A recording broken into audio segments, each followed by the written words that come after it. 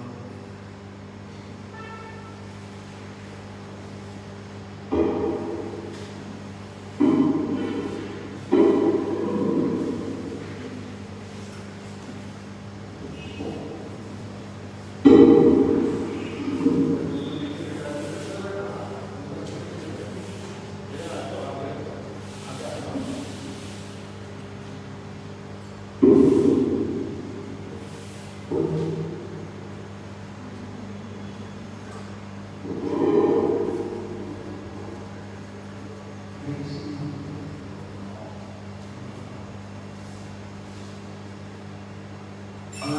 Krishna, Krishna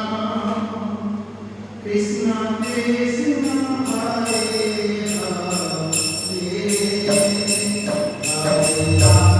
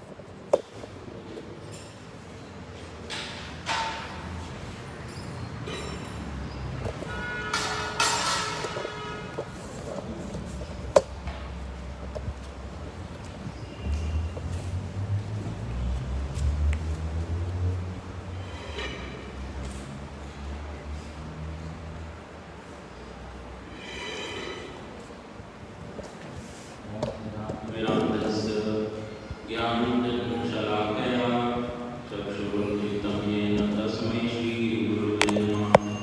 वाञ्छाकल्पतरुभ्यश्च कृपासिन्धुभ्यैव च पतितानां पावनेभ्यो वैष्णवेभ्यो नमो नमः। नित्यानंद नमस्तुभ्यं प्रेमानंद प्रदायिने कलौ कलमशनाशाय श्रीजान्वापते नमः।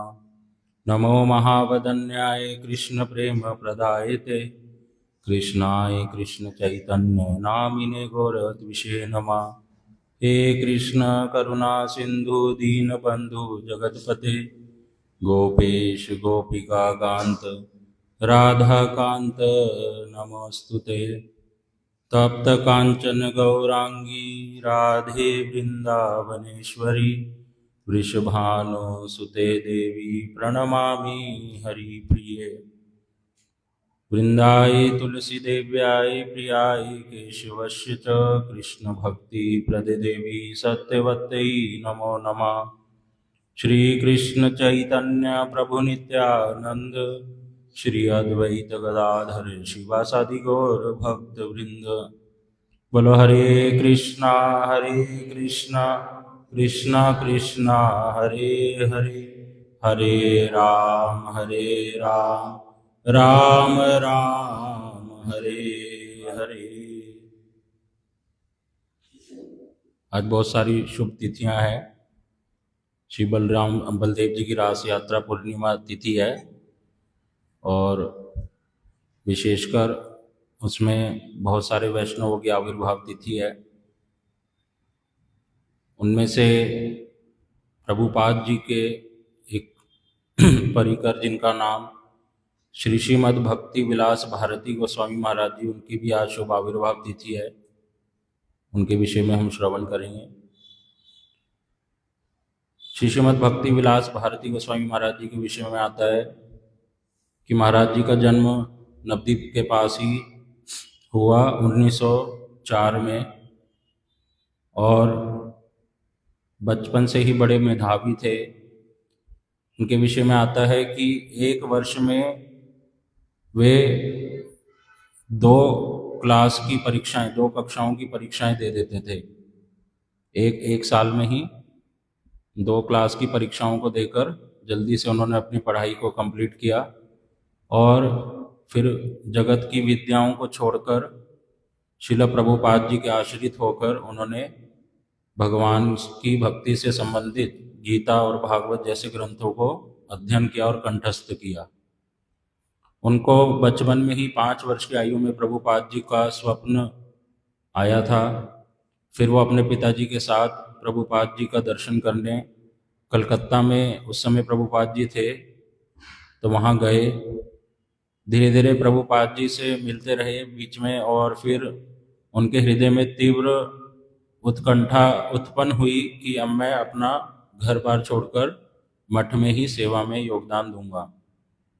जब वो छोटी आयु में थे, जब अपने घर से आना जाना करते थे, मायापुर में जो श्री चैतन्य मठ है जहाँ प्रभुपाद जी और उनके परिकरगण रहते थे, तो वो अपने सिर पर बहुत सारे नारियल पानी, वहाँ पे डाब बोलते हैं, उसको लेकर जाया करते थे।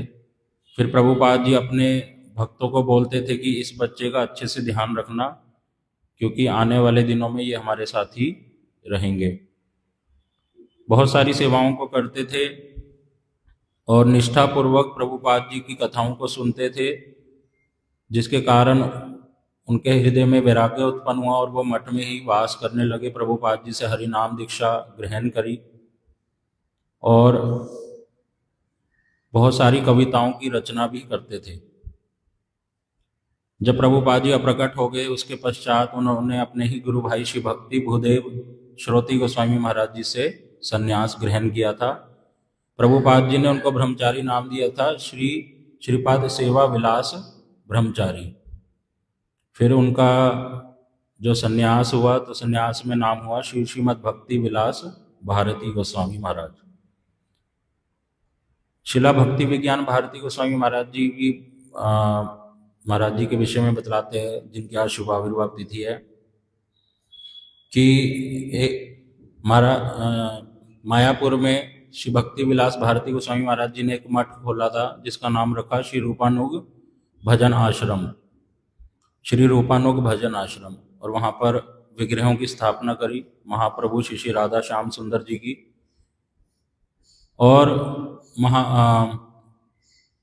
श्रीमद भक्ति विलास भारती गोस्वामी महाराज जी वृद्ध आयु में भी ठाकुर जी की सेवा स्वयं ही करते थे, किसी और ब्रह्मचारी से या ऐसे नहीं कराते थे। और महाराज जी बतलाते हैं कि श्री चैतन्य गौड़िया मठ से कभी कभी ब्रह्मचारी उनकी मदद करने के लिए या हेल्प करने के लिए श्रृंगार, ठाकुर जी का श्रृंगार करने के लिए केवल जाते थे, लेकिन उनके लिए रसोई बनाना, उनको भोग अर्पण करना ठाकुर जी को वो स्वयं ही करते थे।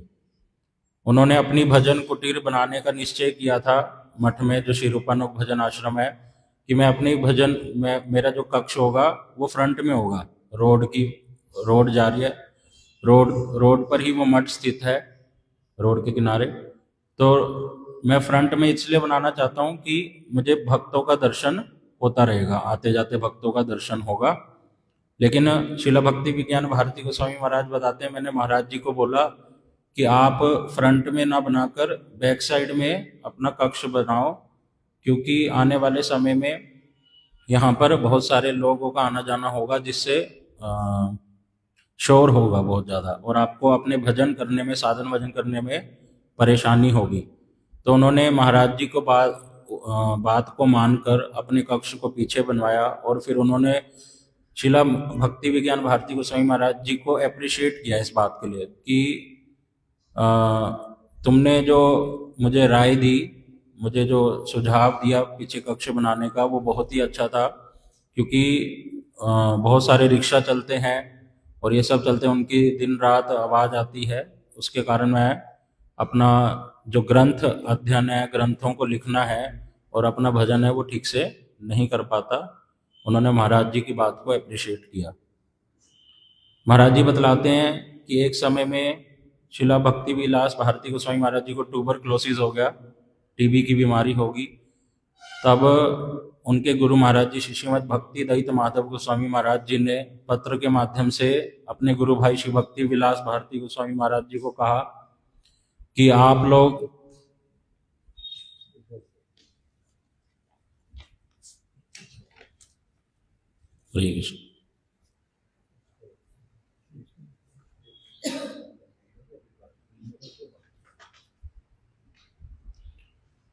हम श्रवण कर रहे थे कि श्री भक्ति विलास भारती गोस्वामी महाराज जी को टीबी की बीमारी हो गई, और उनके बड़े गुरु भाई श्रीमद भक्ति दयित माधव गोस्वामी महाराज जी ने कहा कि आप अभी जगन्नाथपुरी में रहते हैं, तो आप मेरे पास कलकत्ता में सतीश मुखर्जी रोड पर जो हमारा किराए का मठ है, वहाँ पर आकर वास कीजिए, ताकि हम लोग आपकी सेवा कर सकेंगे। तो तब महाराज जी बतला रहे हैं कि मेरे को सेवा का सुयोग मिला, और हमने एक वैद्य को नियुक्त किया जो श्रीखंड से थे।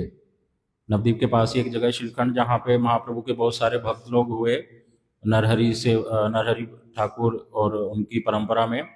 श्रीखंड वासियों की ये विशेषता है कि वहाँ पर वैद्य का सेवा बड़े अच्छे से करते हैं, डॉक्टर का कार्य।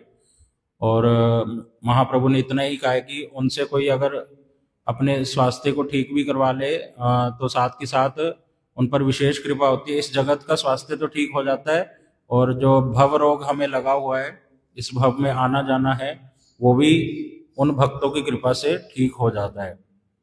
तो महाराज जी ठीक हो गए उस वैद्य की दवाइयों को लेकर। इस प्रकार से शिला भक्ति विज्ञान भारती गोस्वामी महाराज बताते हैं कि मुझे उनकी सेवा का सुयोग प्राप्त हुआ। एक विशेष सेवा शिला भक्ति विज्ञान भारती गोस्वामी महाराज बताते हैं कि जैसे प्रभुपाद जी जब प्रकट हो गए, और प्रभुपाद जी ने बड़ा परिश्रम करा था कि कैसे मायापुर धाम जगत में विख्यात हो, सब लोग यहाँ पर दर्शन करने के लिए आए, तो बहुत से लोगों का आना जाना शुरू हो गया था। लेकिन अधिकतर लोगों की बुद्धि में ये था कि ये टूरिस्ट प्लेस है, यहाँ पर घूमने के लिए आते थे। तो उस समय में वहाँ पर मांस मछली की दुकानें भी बहुत सारी खुल गई, और लोग अपना गंगा किनारे, हाँ एक दो खुलने लगी थी, और गंगा किनारे लोग आकर अपना टेंट लगाकर वहाँ पर मस्ती करते थे और गलत कार्यों को करने लग गए। तो महाराज जी ने देखा ये मेरे गुरु महाराज का, शिला प्रभुपाद जी का धाम है, स्थान है मायापुर, और उन्होंने इतना परिश्रम किया है, तो मैं ऐसे लोगों को यहाँ पर आने नहीं दूंगा। तब उन्होंने हाई कोर्ट में जाकर बहुत परिश्रम करके ऐसे लोगों के प्रति केस दर्ज किया। और शिला भक्ति विज्ञान भारती गोस्वामी महाराज बता रहे हैं उस समय में एक दुकान खुली थी, उसका नाम था गौरी शंकर, और वो मांस बेचते थे। तो शिला भक्ति विलास भारती गोस्वामी महाराज जी ने कहा कैसे दुष्ट लोग हैं, भगवान के जो भक्त हैं पार्वती जी और शिव जी, उनके नाम पर ये लोग क्या कर रहे हैं, मांस बेचने का कार्य कर रहे हैं, मैं ये सहन नहीं कर सकता। तब उन्होंने बड़ी मेहनत कर कर और कोर्ट से जीत कर, तब कोर्ट ने बोला कि बहुत कई सारे किलोमीटर दूर तक अब कभी मांस नहीं बिकेगा और ऐसे ऐसे लोगों का आना जाना भी नहीं होगा। महाराज जी बताते हैं अभी भी वहाँ पर ये लिखा हुआ है कि हाई कोर्ट का यहाँ पर आदेश है कि मांस मछली का बेचना यहाँ पर नहीं होगा। तो ये बड़ा विशेष कार्य उनकी सेवा में बताया जाता है। इतना ही महाराज जी के विषय में पता चलता है, मुझे जो पता चला। हरे कृष्णा। बोलो श्री श्रीमद् भक्ति विलास भारती गोस्वामी महाराज की, श्रील प्रभुपाद की।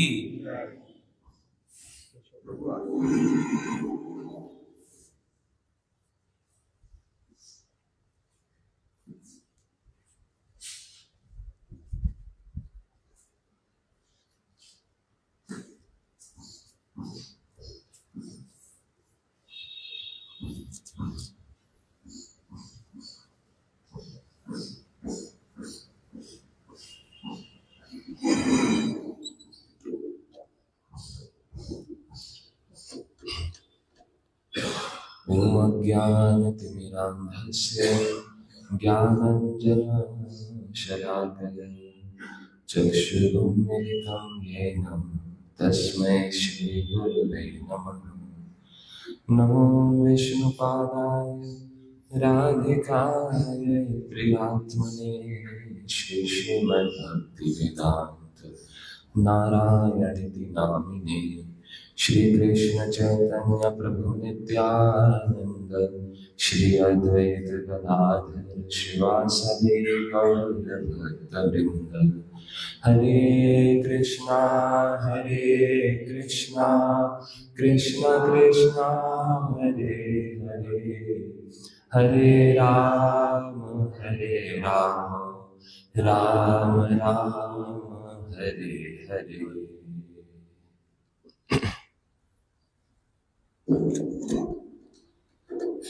आज बहुत ही सारी शुभ तिथियों का समागम है, जैसे हम श्रवण कर रहे थे। उसी श्रृंखला में श्री चैतन्य महाप्रभु के एक परिकर शिला वंशी वदनानंद ठाकुर, हम सुनते ही हैं कि कृष्ण लीला में राधा कृष्ण के अनेक अनेक जो परिकर हैं वो महाप्रभु की लीला में, महाप्रभु जो राधा कृष्ण मिलित स्वरूप हैं, उनकी लीला में आकर उन्होंने कई सारी सेवाएं और कई सारी लीलाओं को संपन्न करने की उनकी सहायता करी। तो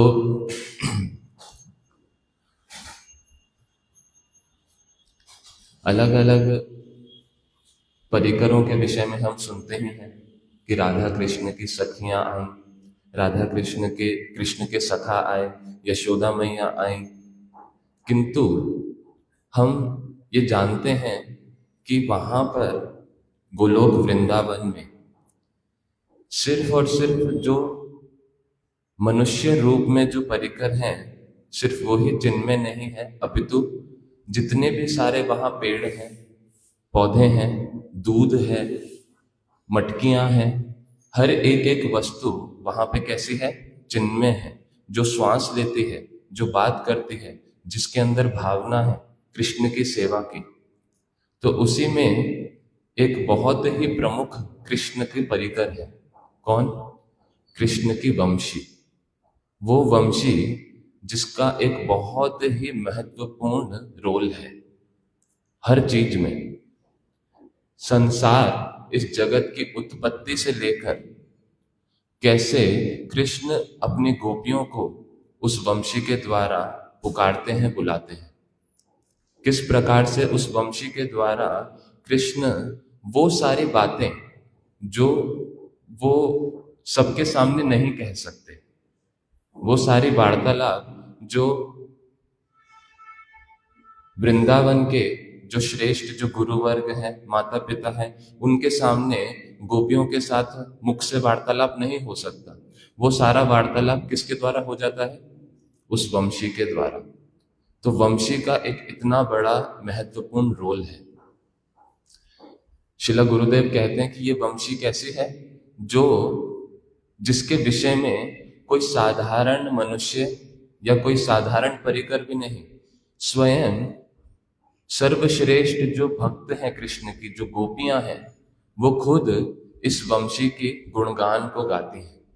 क्या कहते हैं कि ये जो वंशी है, इसकी कैसा एक सौभाग्य है, ऐसा सौभाग्य जो हम लोगों को भी नहीं मिला। हम कृष्ण की प्रेयसी हैं, लेकिन फिर भी इस वंशी का जो सौभाग्य वो हमसे भी ज्यादा है। क्यों?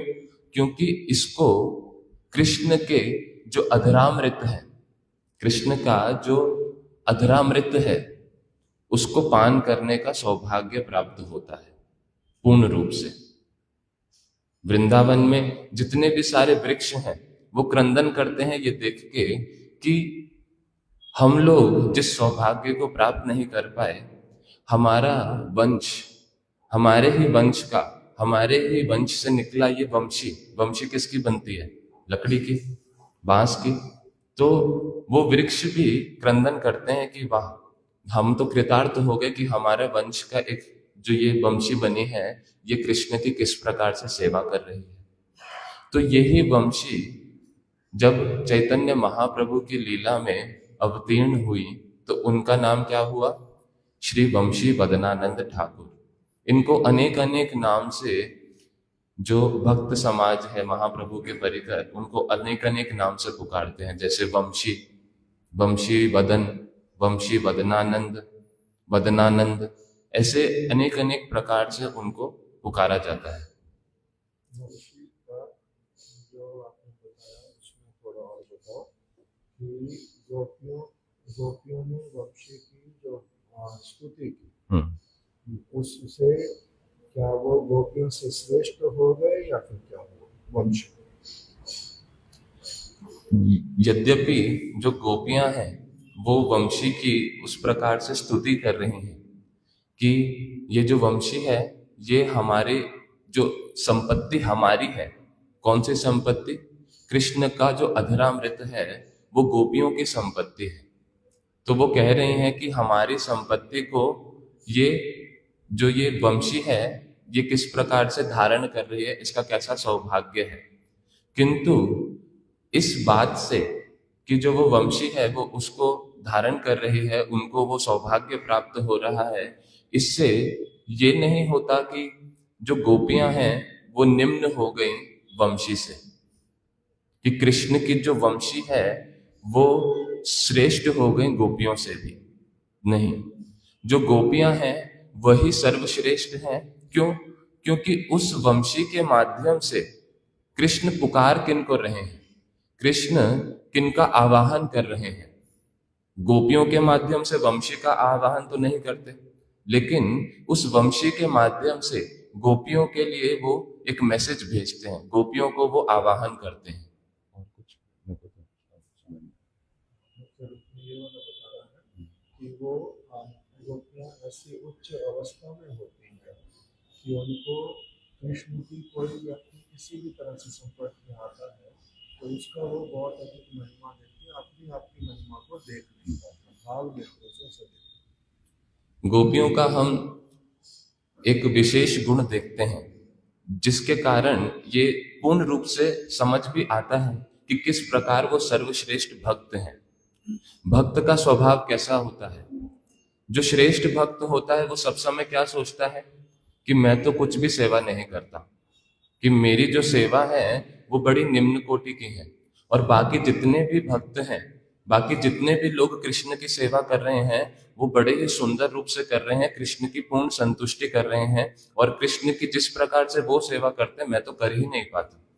तो गोपियों की ये दीनता पूर्ण वचन है जिसमें वो क्या कह रही हैं, उस वंशी की इस प्रकार के सौभाग्य का वर्णन कर रहे हैं। तो उसी श्रृंखला में उसी प्रकार जो ये वंशी है वो किस रूप में प्राप्त हुए, किस रूप में अवतीर्ण हुए, वंशी वदनानंद ठाकुर के रूप में।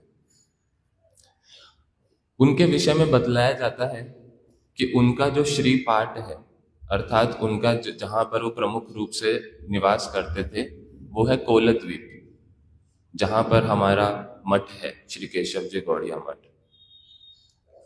नवद्वीप में 9 द्वीपों में जो एक द्वीप कोलद्वीप, उसी में ही उनके माता पिता वास करते थे। एक बार श्री चैतन्य महाप्रभु उनके घर पर आकर रुके थे 7 दिन तक, उनके पिताजी के पास।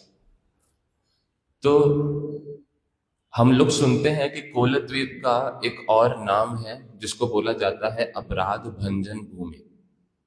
किस लिए? क्योंकि वहां पर अनेक अनेक भक्तों के, अनेक अनेक लोगों के अपराध को क्षमा करा गया।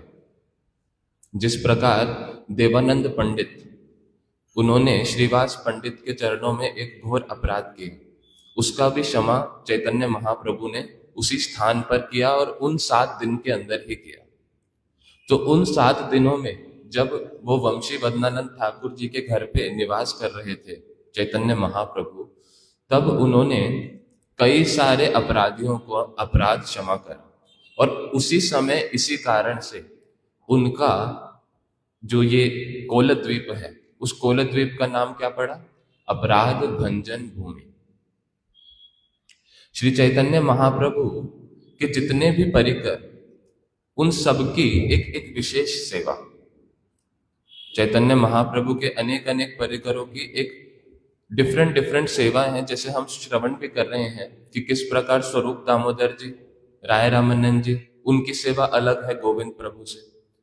तो ऐसे ही श्री वंशी वदनानंद ठाकुर की क्या सेवा थी? जब चैतन्य महाप्रभु ने सन्यास धारण कर लिया, सन्यास धारण करके अपनी युवती जो स्त्री पत्नी विष्णु प्रिया और अपनी माता सची माता, उनको वो छोड़कर जब सन्यास धारण करके नीलाचल चले गए, तो पीछे घर में अब कोई भी पुरुष नहीं है, कोई भी घर को संभालने वाला नहीं है, सिर्फ वृद्ध माता है और एक नवयुवती पत्नी है विष्णु प्रिया देवी।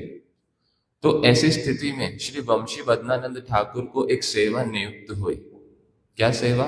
कि वो पीछे से उनके घर के जो लोग हैं, सची माता और विष्णु प्रिया देवी, उनकी वो सेवा करेंगे, उनका देखरेख करेंगे, उनकी रक्षा करेंगे, उनके रक्षक और उनके पालक के रूप में वो वहां पर सेवा करेंगे। तो विष्णु प्रिया देवी किस प्रकार की उनकी विशेष सेवा, वो ही विष्णु प्रिया देवी जिनके घर में किस प्रकार की हालत है।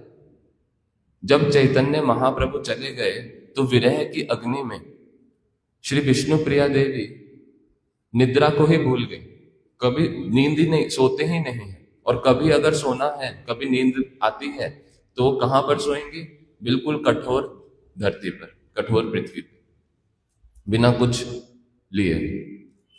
तो ऐसे चैतन्य महाप्रभु के विरह में उनका जो सुंदर स्वर्ण कांति है वो पूर्ण रूप से निम्न हो गया, एकदम से जैसे ढल गया। और किस प्रकार से भोजन करती हैं? एक एक महामंत्र में एक एक चावल का दाना निकालेंगे, एक एक जब जब माला करेंगी तो उसके काउंट के हिसाब से एक एक चावल का दाना निकालेंगे, और जैसे ही पूरे दिन के बाद जितने चावल आएंगे हाथ में, जितने चावल के दाने इकट्ठे हुए, उन्हीं को ही पानी में भिगो के बस उतना ही वो भोजन करेंगे। सभी लोग हैरान होते थे कि किस प्रकार वो ऐसे जीवित हैं, तो ऐसी सारी स्थितियों में किन्होंने सेवा करी? श्री वंशी वदनानंद ठाकुर, बड़े ही हृदय के साथ और एक रक्षक और पालक के रूप में। तो विष्णु प्रिया देवी के एक बहुत ही बड़े कृपा पात्र हैं श्री वंशी वदनानंद ठाकुर जी। और उनके विषय में आता है कि एक बार विष्णु प्रिया देवी और वंशी वदनानंद ठाकुर चैतन्य महाप्रभु के सन्यास के पश्चात उनके विरह में इतने कातर हो उठे कि मन में विचार कर रहे हैं कि जो ये हम आहार कर रहे हैं, निद्रा ले रहे हैं, किसी प्रकार इस शरीर को हम धारण कर रखे हैं, किंतु चैतन्य महाप्रभु के विरह की जो ये पीड़ा है, ये हमारे शरीर को इतना ज्यादा जर्जर ताप प्रदान करती है। इस पीड़ा को और सहन करने का कोई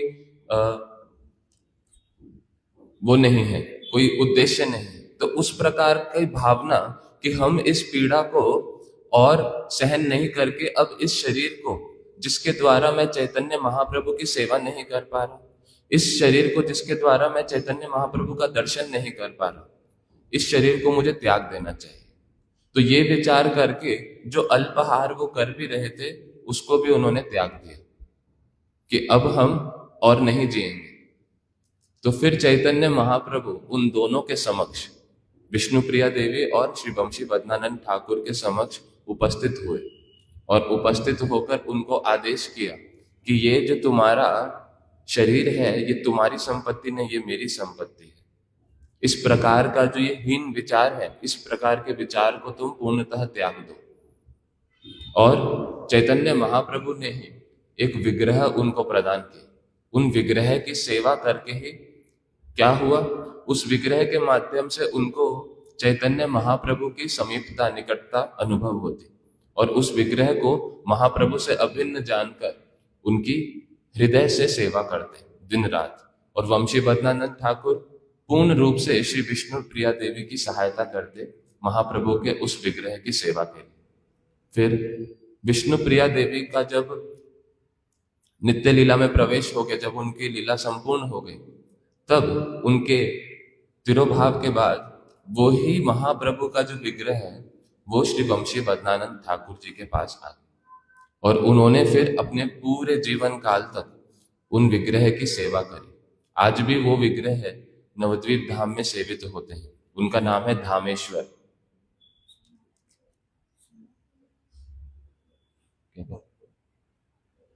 तो इस प्रकार श्री वंशी वदनानंद ठाकुर की अनेक अनेक रूप से उनके विषय में कुछ कुछ ग्रंथों में पाया जाता है, जैसे भक्ति रत्नाकर और एक वंशी विलास, इस प्रकार के कुछ कुछ ग्रंथ हैं। हालांकि उनके विषय में बहुत सारी चीजें हमें नहीं पता। उनकी कई सारी लीलाएं, जो उनका जीवन चरित्र है, वो हमको सुनने में नहीं आता है और हमें पढ़ने में भी नहीं मिल पाता है ज्यादा। किंतु उनकी कई सारी ऐसी सेवाएं हैं जिनके माध्यम से चैतन्य महाप्रभु बड़े संतुष्ट होते हैं। अपने किसी एक बहुत ही निज जन के द्वारा वो इस प्रकार की सेवा को स्वीकार करेंगे कि अपनी माता, सच्ची माता और विष्णु प्रिया देवी के रक्षक के रूप में। कौन इस प्रकार से हम अपने घर को भी छोड़ के जाते हैं तो किसी बहुत ही विश्वसनीय व्यक्ति को ही घर पे छोड़ के जाएंगे। तो किस प्रकार का विश्वास चैतन्य महाप्रभु का श्री वंशी वदनानंद ठाकुर पर। तो इसी के साथ मैं अपनी वाणी को विराम देता हूँ। वांछा कल्पतरुभ्यश्च कृपा सिंधुभ्येव च पतितानां पावनेभ्यो वैष्णवेभ्यो नमो नमः।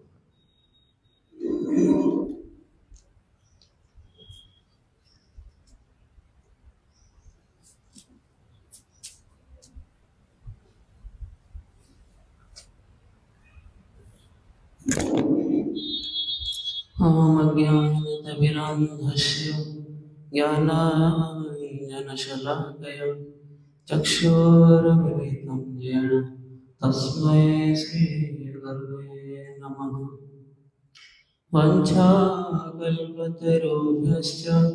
कृपासिन्धुभ्येव च पतितानां पावनेभ्यो वैष्णवेभ्यो नमो नमः। हरे कृष्णा कृष्ण कृष्ण हरे हरे, हरे राम राम राम हरे हरे।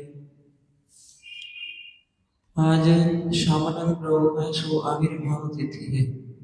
श्यामानंद प्रभु के जो घर का जो नाम है उनका नाम है दुखी। उनके माता पिता ने जो उनका नाम रखा था उनका नाम रखा था दुखी।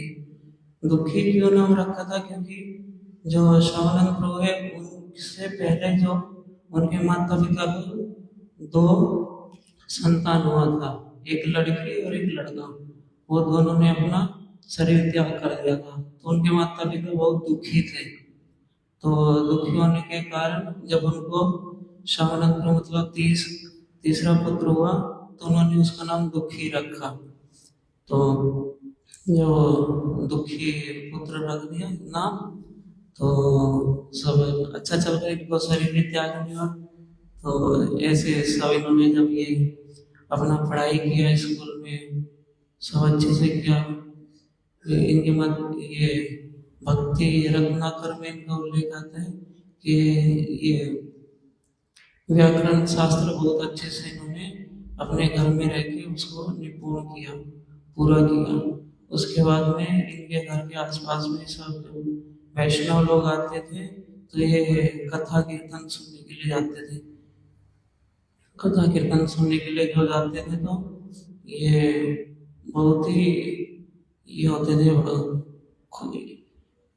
बहुत ही उत्साह होता था इनके अंदर कि मैं भगवान कृष्ण राधा कृष्ण की इतनी अच्छी कथा सुन पा रहा हूँ, कीर्तन कर पा रहा हूँ। तो ये सब देखने के बाद उनके माता पिता ने इनको उपदेश दिया कि अभी आपको कृष्ण मंत्र में दीक्षा लेना चाहिए, क्योंकि आप निरंतर रूप से ठाकुर जी का सेवा कर पाए। तो जब माता पिता का उपदेश इन्होंने ग्रहण किया तो ये अंबिका कालना में गए। वहाँ पे हृदय चैतन्य जी के वहाँ पे जाके इन्होंने निवेदन किया कि मुझे दीक्षा ग्रहण करना है। तो जब ये वहाँ पे गए तो उन्होंने उनको दीक्षा प्राप्त कराया। फिर थोड़े समय तक उनके पास में रह गए तो फिर गुरुजी ने आदेश दिया कि आप वृंदावन जाओ, वृंदावन जाके भजन साधन करो। तो गुरुजी का आदेश प्राप्त करके ये वृंदावन आए। वृंदावन में जीव गोस्वामी के पास में आए तो उसमें वर्णन आता है कि 3 लोग साथ में आए थे। 3 लोग आ गए वहाँ पे जीव गोस्वामी के पास में शास्त्र अध्ययन करने के लिए। एक तो श्यामानंद प्रभु, दूसरे निवासाचार्य और तीसरे नरोत्तम दास ठाकुर। ये तीनों लोग आके श्री जीव गोस्वामी के पास में आके शास्त्रों का अध्ययन करने लगे।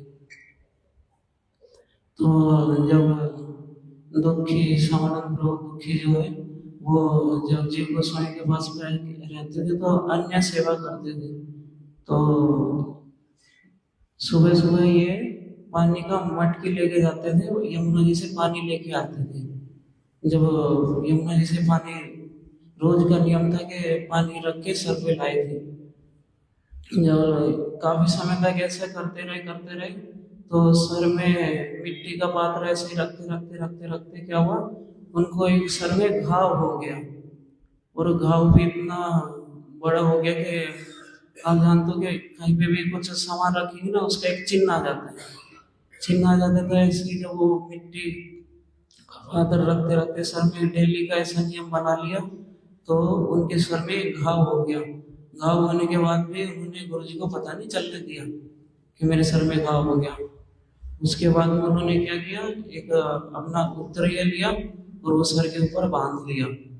उसके जब बांध लिया तो ऐसे पानी लाने लगे। फिर जब ऐसे पानी लाने लगे तो गुरुजी बोले कि ये ऐसे पगड़ी क्यों बांध रहा है।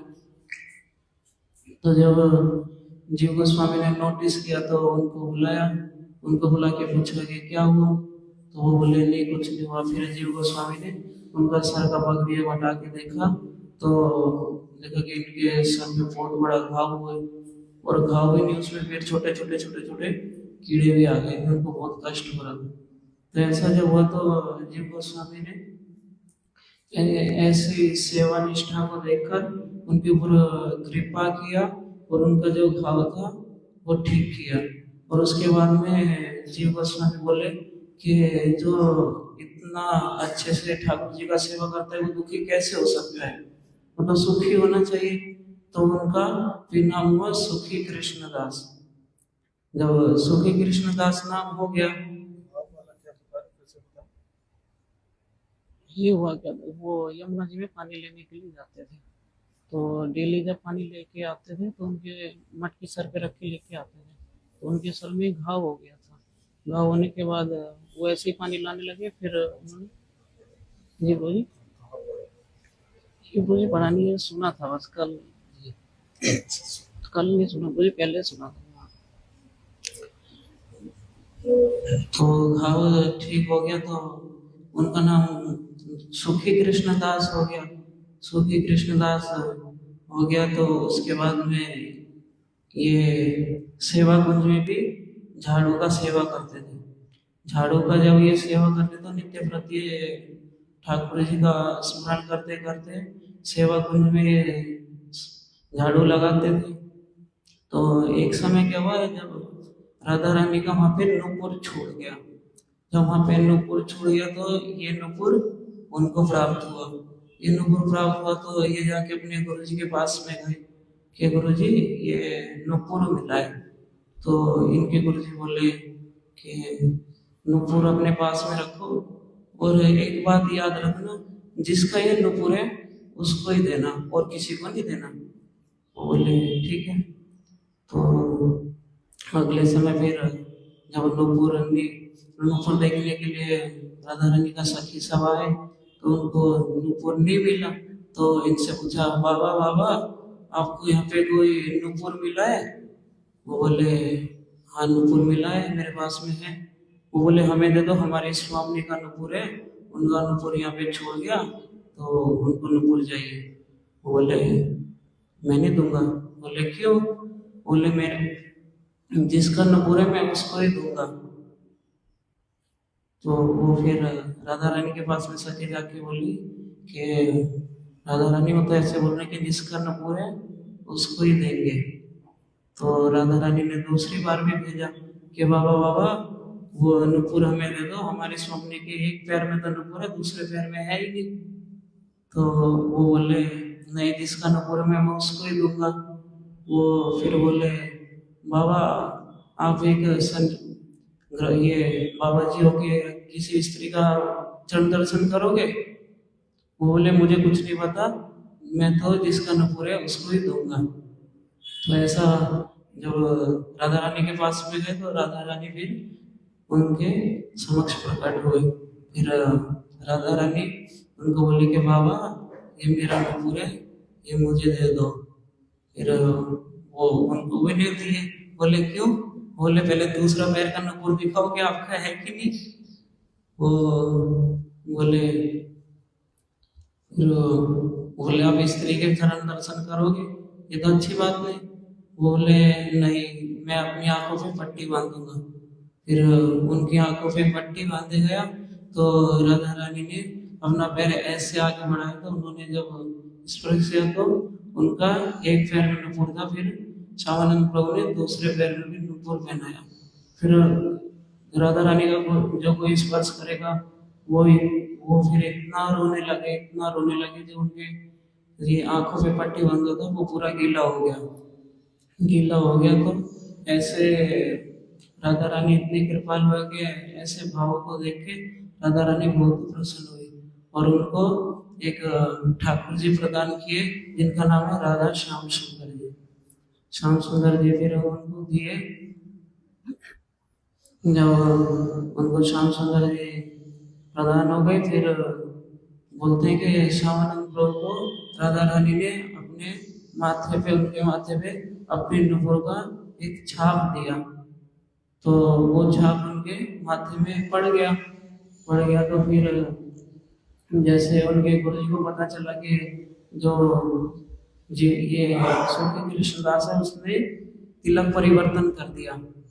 तिलक परिवर्तन कर दिया तो उनके गुरुजी आए, उनके गुरुजी आके वो तिलक को बोले कि ऐसा तिलक क्यों लगाया?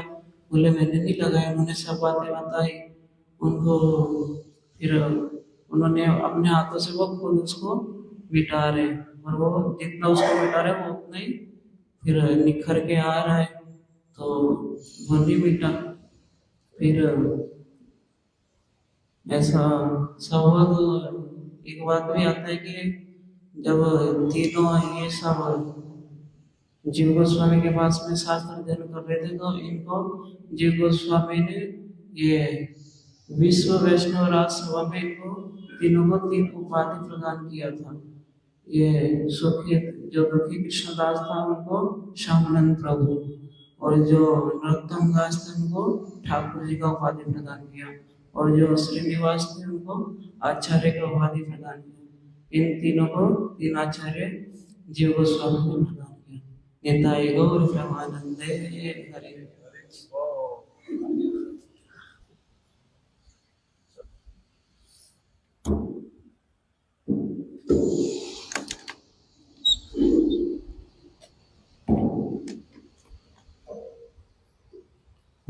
ऐसे तो अभी समय हो गया है, सिर्फ 2-4 मिनट में लेकर के कथा को संपूर्ण कर दूंगा। आज पूर्णिमा तिथि है और आज की तिथि में ही पंजिका जो हमारी है वैष्णव कैलेंडर, उसमें आज लिखा हुआ 5 तिथियों के विषय में। इसी पूर्णिमा तिथि पर ही भगवान श्री कृष्ण ने वासंती रास जो है वो किया था वृंदावन में। जब प्रकटित हुए वासंती रास आज के दिन में उन्होंने प्रकटित किया था। एक ये वाली तिथि है। दूसरी तिथि क्या है? जब भगवान श्री कृष्ण और बलराम वृंदावन से चले गए कहाँ पर? मथुरा में। फिर मथुरा से कहाँ चले गए थे? द्वारिका में। जब बहुत वर्ष व्यतीत हो गए और कृष्ण बलराम ब्रज में लौट करके नहीं आए, तब ब्रजवासी जो थे सारे, माता यशोदा, नंद बाबा, इधर राधा रानी, सारी गोपियां, उधर सखा लोग, गैयाएं, बछड़े, सरोवर, नदियां, पर्वत, वृक्ष, सभी का प्राय ऐसा वाला अवस्था था जैसे उनके कभी भी प्राण चले जाएंगे, मृत प्राय। और सब स्थान ही वीरान हो गए थे। कृष्ण बलराम के रहते समय अलग अवस्था थी, और जब कृष्ण बलराम चले गए तब एक अलग अवस्था ब्रज में आकर के खड़ी हुई। इसलिए उसका बताया वर्णन जब, तो क्या है? घास न खावे गौवे श्याम बिना, मनरो लागे ना। गोपियां एक दूसरे को बोलती हैं कि गैयाओं ने भी घास खानी छोड़ दी है, और दूध न दुए, कोई भी दूध नहीं उनका दोहता। अब बछड़े भी दूध नहीं पीते अब गैयाओं का। और नंद बाबा अपने घर से बाहर नहीं निकलते। यशोदा मैया कोई खाना नहीं बनाती, स्नान नहीं करती, पागल की भांति कि मेरा कृष्ण कभी मेरे को मिलेगा, इस प्रकार की दशा में रहती हैं। गोपियां स्थान स्थान पर नंदगांव में वन के भीतर में पड़ी हुई, उनका भी कोई सुध बुध नहीं है, कुछ भी नहीं करती हैं, और कृष्ण के विरह में एकदम से पागल की भांति क्रियाएं करती हैं। उसी अवस्था में कृष्ण ने जो है एक दिन बलराम जी को प्रार्थना करके द्वारिका से भेजा था कि आप कृपा करके, मैं तो अभी जा नहीं पा रहा, आप कृपा करके ब्रज में चले जाओ, कुछ सांत्वना दे करके आओ, सबको बतला करके आओ कि हमारा कुछ और काम बाकी है और हम आएंगे थोड़े समय के बाद में। तब फिर बलराम जी वृंदावन में ब्रज में लौट करके आए थे, और उन्होंने नंद बाबा यशोदा माता को कुछ सांत्वना दी थी। 2 मास तक रहे थे ब्रज में। उसमें से आज के दिन में बलराम जी ने, वृंदावन में अभी भी वो स्थान है, हम लोग जाते हैं समय समय पर, राम घाट, वहीं पर ही बलराम जी ने गोपियों को लेकर के रास महोत्सव इत्यादि किया था, उनके विरह को कम करने के उद्देश्य से। जो वो उन्होंने लीला की थी वो भी आज के दिन में हुई थी। बलराम जी का ब्रज में आना और फिर गोपियों के साथ में आज के दिन में 2 मास में से आज के दिन में उनके साथ में रास इत्यादि लीला करना, इसलिए इसको क्या कहते हैं, बलराम जी की भी जो रास लीला वो भी आज के दिन में हुई थी। तो ये दूसरी तिथि। तीसरा हमने किसका श्रवण किया, वंशी वदनानंद प्रभु का। वंशी वदनानंद प्रभु भगवान श्री कृष्ण की वंशी के अवतार हैं और श्री चैतन्य महाप्रभु के संन्यास लेने के पश्चात उन्होंने श्री चैतन्य महाप्रभु का जो दायित्व था घर के प्रति, वो सारा उन्होंने ही अपने ऊपर ग्रहण कर लिया था। चैतन्य महाप्रभु के पिताजी पहले से परलोक सिधार गए थे, उनसे भी पहले उनका बड़ा भाई जो है वो घर छोड़ करके सन्यासी हो गया था। चैतन्य महाप्रभु ने भी सन्यास ले लिया, इसीलिए घर पर केवल कौन रह गया, उनके माताजी शची माता और श्री विष्णु प्रिया देवी, 2 प्राणी ही घर में रह गए। उस समय आजकल के जैसा समय तो था नहीं, इस पृथ्वी पर भी ऐसा समय नहीं था, इसलिए माताओं को सेवा कौन करेगा, बाजार से सामान ला करके कौन देगा, किसी वस्तु की आवश्यकता उसको देखेगा सुनेगा कौन, उसके लिए वंशी वदनानंद प्रभु को रख दिया।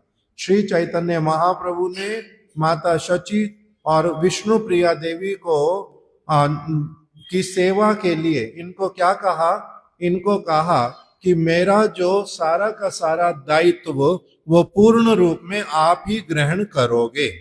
इनको सारी सेवा दे करके चैतन्य महाप्रभु ने सन्यास ग्रहण किया था। वंशी वदनानंद प्रभु को बहुत सारे भक्तों ने उनके ऊपर बड़ा आशीर्वाद किया। नित्यानंद प्रभु, श्रीवास पंडित, अद्वैताचार्य प्रभु, महाप्रभु के जितने सारे भक्त नवद्वीप धाम में रहते थे, वंशी वदनानंद प्रभु के प्रति सारे ही बड़े प्रीति युक्त थे। क्यों? क्योंकि इन्होंने शची माता और विष्णु प्रिया देवी की सेवा के लिए ये कभी भी नवद्वीप धाम से पुरी में महाप्रभु से मिलने तक भी नहीं गए। इनको सेवा का दायित्व चैतन्य महाप्रभु ने दिया, उसी सेवा को करते करते ही अपना सारा समय व्यतीत किया, चैतन्य महाप्रभु से मिलने के उद्देश्य से भी गए नहीं। इसलिए शिला स्वामी महाराज जी बोलते थे, वो कहते थे कि जो ये वाला विचार कि मेरे को कहाँ रहना, मेरे को कहाँ जाना, मेरे को क्या करना, जो स्वयं निर्णय करता है उसका मंगल नहीं होता। ये क्या करते थे, नियम क्या है, नियम है कि जो मेरे को उपदेश दिया गया, जो मेरे को सेवा दी गई, मेरे को उसका पालन करना है। इसीलिए इनको जो उपदेश दिया महाप्रभु ने, इनको जो सेवा दी, इन्होंने पूर्ण रूप में वही किया। बाहरी रूप में महाप्रभु से मिलने के लिए भी कभी नहीं गए, किंतु तब भी महाप्रभु की इनके प्रति क्या थी, पूर्ण कृपा थी। इसलिए केवल मात्र साथ में रहने पर ही कृपा होती है, ये बात बिल्कुल भी सत्य नहीं है। उनका उपदेश, उनका आदेश पालन करने से पूर्ण कृपा मिलती है, ये इनके जीवन चरित्र से इन्होंने दिखलाया। फिर किसकी तिथि पालन की, श्री श्यामानंद प्रभु की चौथी। श्यामानंद प्रभु का वृंदावन में एक बहुत विशेष स्थान है, श्री राधा श्याम सुंदर मंदिर। वृंदावन के 7 देवालयों में से एक देवालय प्राचीन श्री राधा श्याम सुंदर जी, वहां पर जो विग्रह का सेवा करते हैं, छोटे वाले विग्रह श्याम सुंदर, वो श्रीमती राधा रानी ने स्वयं अपने हाथ से इनको दिए थे, इनके प्रति बड़े प्रसन्न होकर के। इनको जीव गोस्वामी जी ने कृपा बोल दी कि आप क्या करना, ये वृंदावन भूमि है, ये साधारण स्थान नहीं है। आप बहुत बड़े पंडित हो, आपने बहुत सारे शास्त्रों का अध्ययन किया है और अभी सारे तत्वों को जानते हो। जानने पर भी आपको करना क्या है, इसकी सिद्धि कहां पर है आपकी विद्या की? आपने इस वृंदावन धाम में सर्वत्र झाड़ू लगाना है, सेवा कुंज में विशेष करके। यहां पर नित्य प्रति राधा रानी, गोपियां, कृष्ण यहां पर नित्य प्रति अपनी से लीलाएं करते हैं। ये उनकी नित्य लीला भूमि है। यहां पर सब समय आप क्या करना, सफाई करके रखना अच्छी तरह से। जिस स्थान पर जो चीज होनी चाहिए वैसी वाली रखना। तो ये नित्य प्रति वही सेवा करते थे और बड़े प्रीति पूर्वक करते थे, अभिमान रहित होके करते थे। ये भावना नहीं आती थी मैं इतना शास्त्रज्ञ पंडित और मेरे को सेवा क्या दे दी करने के लिए, झाड़ू लगाने। झाड़ू लगाना किसका सेवा होता है? झाड़ू लगाना तो सबसे मूर्ख व्यक्ति का सेवा होता है। किंतु ऐसे वाला विचार सत्य विचार नहीं है। जिसका वास्तविक रूप में संपूर्ण विद्या प्राप्त होता है वही क्या करता है, भगवान के लिए जो कोई भी सेवा गुरु निर्देश दे देते हैं उस सेवा को किसी को भी छोटा और बड़ा नहीं मान करके बड़े प्रीति पूर्वक समस्त सेवा करता है। किंतु जगत का अहंकार जिनमें होता है उनकी इस प्रकार की दशा होती है कि ओ ये वाली सेवा मैंने करनी, ये कोई सेवा है। किंतु इन्होंने बड़े प्रीति पूर्वक सब समय सेवा करते थे, इसलिए राधा रानी की कृपा मिली, गुरुपाद पद्म प्रसन्न हुए। इनको राधा रानी ने क्या किया, अपनी आप से इनके प्रति प्रसन्न होकर के इनके मस्तक पर अपना चरण रख दिया। उसके कारण क्या हुआ, इन राधा रानी की नुपुर का जो चिन्ह है उसने इनके मस्तक पर अपनी आप से वो छप गया। वो कभी भी फिर धोने से भी गया नहीं। लोगों को लगा इन्होंने क्या किया है, पहले तिलक लगाते थे ये वाला जैसे हम लगाते, चैतन्य महाप्रभु यही लगाते थे, रूप गोस्वामी सनातन गोस्वामी यही तिलक लगाते थे, जीव गोस्वामी यही वाला लगाते थे। किंतु अभी जब राधा रानी ने श्यामानंद प्रभु भी वही लगाते थे। जब राधा रानी ने अपनी कृपा की, उनके मस्तक पर अपना चरण रख दिया, नुपुर स्पर्श हो गया, तिलक कौन सा बन गया, अपनी आप से नुपुर वाला। ये वाला तिलक जो है अलग है और नुपुर वाला तिलक थोड़ा सा अलग है। जब वो लग गया स्वाभाविक रूप में, कृपा के रूप में। तब उसके बाद में क्या हुआ कि जीव गोस्वामी जी इनके गुरु जी, उन्होंने तो सारी बात समझ ली बड़ी अच्छी तरह से। किंतु गुरु जी जो सारी चीजें करते हैं, सारे वैष्णव लोग जो करते हैं, शास्त्र जो बोलता है उस कार्य को ही करना चाहिए। अपनी आप से कोई क्रिया परिवर्तित नहीं करते। तिलक धारण करना, कंठी पहनना, शास्त्र पढ़ना, हरि नाम का जप करना, भगवान को कैसे प्रणाम करना, भगवान की परिक्रमा कैसे करनी, उस समय क्या बोलना क्या नहीं बोलना, जो सारी चीज गुरु जी निर्देश कर देते हैं उसी कार्य को शिष्य को करना होता है। कभी किसी कार्य को परिवर्तन नहीं करते अपनी आप से। अगर कोई उस प्रकार से अपनी आप परिवर्तन करता है तो वो दोषी होता है, उसका मंगल नहीं होता। तो अभी इन्होंने क्या किया, अब तिलक तो राधा रानी ने दे दिया, किंतु कोई ये ना समझ ले कि इन्होंने अपनी आप, गुरु जी ने जो तिलक दिया था वो तो छोड़ दिया, अब ये तिलक कौन सा लगाते हैं, नूपुर वाला तिलक लगाते हैं। इसलिए जीव गोस्वामी जी ने बहुत सारे भक्तों को इकट्ठा किया और उनके सामने इनको कहते हैं जी आप क्या करो, अपने मुख को बार बार धो। बार बार धोते हैं, जितनी बार धोते हैं उतनी बार क्या होता है, उनका जो नूपुर तिलक है वो अपनी आप से उल्टा और भी अधिक उज्जवल हो जाता है और अच्छी तरह से दिखलाई पड़ने लगता है। तो ये तब उन्होंने पूछा सबके सामने, ये आपने ये तिलक जो स्वाभाविक रूप में आ गया आपके मस्तक पर, ये कहाँ से आ गया? तब जीव गोस्वामी जी को इन्होंने हाथ जोड़ करके बतलाया कि किस प्रकार से राधा रानी की मेरे ऊपर कृपा हुई है। तो इनके जीवन से भी बतलाया कि अपनी आप से गुरु के द्वारा बतलाई गई पद्धति में कदापि कोई परिवर्तन नहीं करना चाहिए। अपनी आप से यदि भगवत कृपा से जैसे श्यामानंद प्रभु का हुआ वैसा कुछ होता है तो बहुत अलग बात है। इनकी भी तिथि का हमने पालन किया और अंत में शिला भक्ति विलास भारती गोस्वामी महाराज जी की तिथि, वो भी आज के दिन में उनका आविर्भाव भी, आविर्भाव मतलब जन्म उत्सव, उनका भी जन्म उत्सव आज के दिन में। उनके बहुत सारे ग्रंथ हैं, बहुत सारी शिक्षाएं हैं, बड़े अच्छे अच्छे उन्होंने ग्रंथों का रचना किया और शिला प्रभुपाद जी के बहुत प्रिय सेवक, सन्यासी, मायापुर धाम में रहते थे, बड़ी सारी सेवाएं करते थे। हमारे महाराज जी के साथ में भी उनकी कुछ चीजों को हम लोगों ने श्रवण किया। धाम में खराब वस्तु नहीं होनी चाहिए, इस चीज की तरफ बड़ा ध्यान देते थे।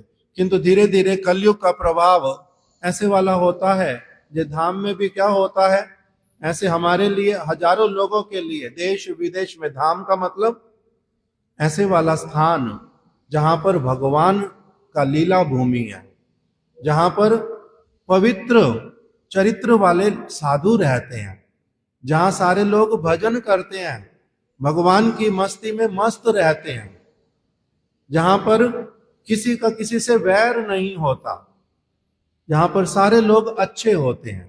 धाम का अर्थ तो यही होता है। किंतु धाम के ऊपर माया की परत चढ़ी हुई होने के कारण सभी लोग धाम में रहने वाले वास्तविक रूप में अच्छे नहीं होते। क्यों? क्योंकि उस प्रकार का धामवासी पवित्र वाला बनने के लिए बहुत अच्छे प्रकार के संग, अच्छे प्रकार के संस्कार, बहुत अधिक हृदय में दृढ़ता की आवश्यकता पड़ती है। नहीं तो चोर भी रहते हैं धाम में, और धाम में डाकू भी रहते हैं, धाम में मांस खाने वाले भी रहते हैं, मछली खाने वाले भी रहते हैं, दूसरे दूसरे शराब पीने वाले भी रहते हैं, सब प्रकार के लोग मिल जाते हैं। तो इसलिए इनका इस चीज के लिए बड़ा विरोध होता था कि धाम में आकर के किसको रहना चाहिए।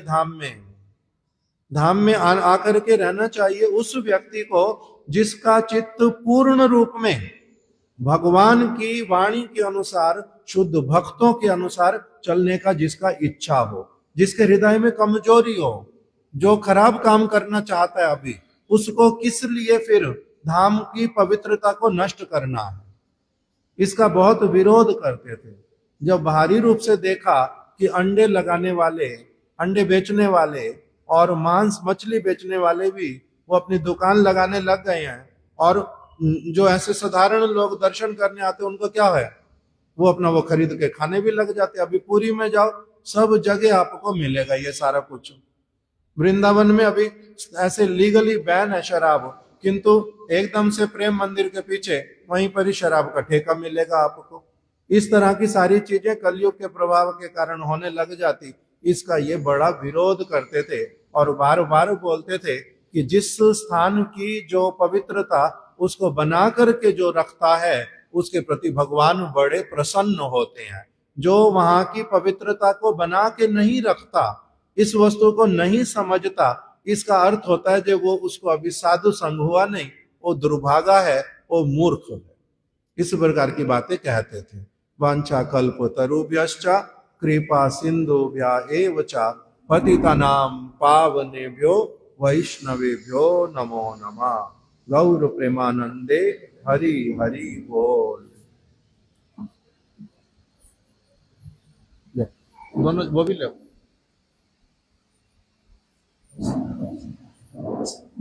अभी